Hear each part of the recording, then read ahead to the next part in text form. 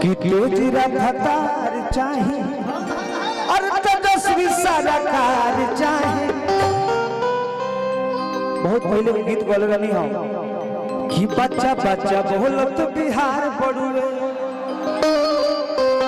जनता के है गुहार पड़ुए कि जैसे बिल्डिंग में जरूरत पड़े बालू के हो, कि जैसे बिल्डिंग में जरूरत पड़े बालू के हो, और सही बात जरूरत फिर लालू के हो,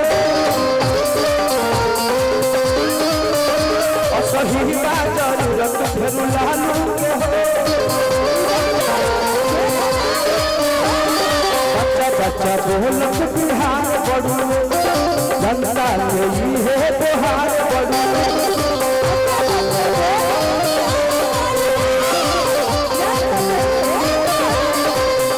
कैसे बिल्डिंग में जरूरत बड़े बालू के हो, कैसे बिल्डिंग में जरूरत बड़े बालू के हो, सही का जरूरत फिर लालू के हो।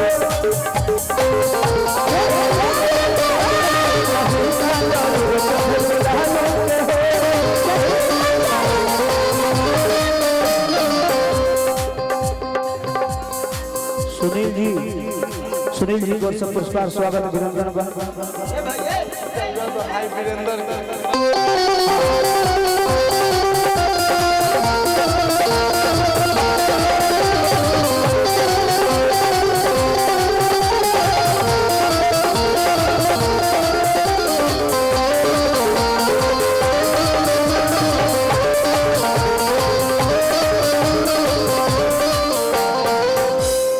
बजाओ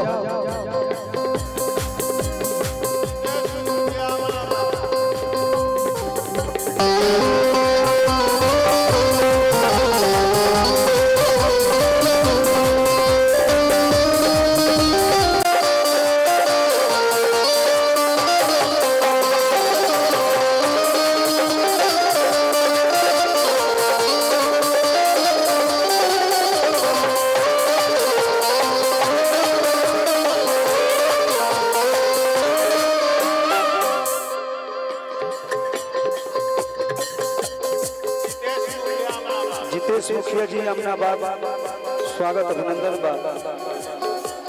शत्रुघ्न जी एक मिनट रुको, एगो गीत हम बड़ा सुंदर चाप के अपने विधायक जी खातिर गाती ना जी।